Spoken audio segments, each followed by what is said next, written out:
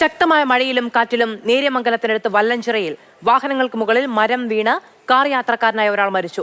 3 പേർക്ക് പരിക്കേറ്റു. രാജകുമാരി സ്വദേശി ജോസഫാണ് മരിച്ചത്. മുരിക്കുംതൊട്ടി സ്വദേശി ജോബി ജോൺ, ഭാര്യ അഞ്ജു, അഞ്ജുവിന്റെ അമ്മ അന്നക്കുട്ടി എന്നിവർക്കാണ് പരിക്കേറ്റത്. നന്ദുഷ വിവരങ്ങളുമായി നമ്മളോടൊപ്പം ചേരുകയാണ്. നന്ദുഷ, വലിയ അപകടമാണ് ഉണ്ടായത്, നമുക്കറിയാവുന്നതാണ്. ഈ ദൃശ്യങ്ങൾ മാതൃഭൂമി ന്യൂസ് ആദ്യമായി പ്രേക്ഷകരിലേക്ക് എത്തിച്ച സമയത്ത് അതിന്റെ വ്യാപ്തി എത്രത്തോളം എന്ന് പോലും അറിയാൻ കഴിയാത്ത സാഹചര്യമുണ്ടായിരുന്നു.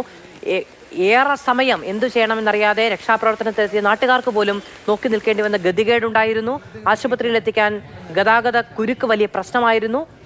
നിലവിൽ ഇവിടെ എന്തൊക്കെ പ്രവർത്തനങ്ങൾ പൂർത്തീകരിക്കാൻ കഴിഞ്ഞിട്ടുണ്ട്? ആശുപത്രിയിലുള്ള ആരോഗ്യനില എങ്ങനെയാണ്?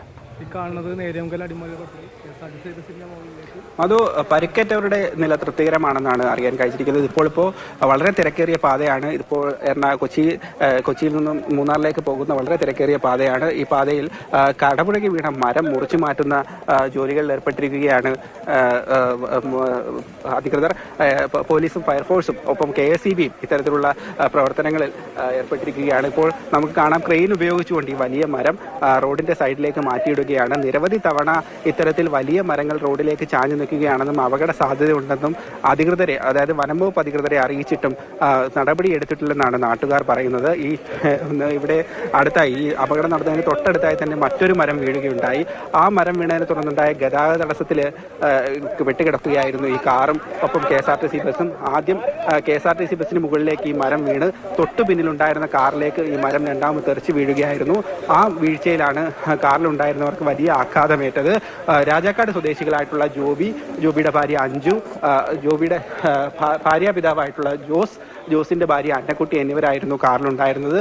ഇതിൽ കാറിന്റെ മുൻ സീറ്റിലിരിക്കുകയായിരുന്ന ഡ്രൈവറിന് തൊട്ട് അടുത്തായിരിക്കുന്ന ജോസിനാണ് ഗുരുതരമായി പരിക്കേറ്റത്. അപകട സ്ഥലത്ത് വെച്ച് തന്നെ ജോസ് മരിക്കുകയുണ്ടായി.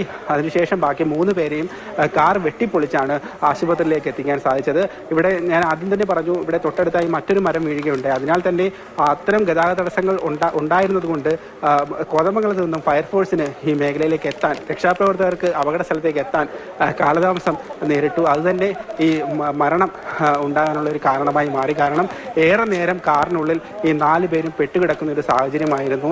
അതിനുശേഷം ഫയർഫോഴ്സും KSEBയും ഒപ്പം നാട്ടുകാരും പോലീസും ഒക്കെ എത്തിയാണ് ഈ കാർ തകർത്ത്, കാർ വെട്ടിപ്പൊളിച്ച് അതിനുള്ളിലെ ആളുകളെ രക്ഷപ്പെടുത്തിയത്.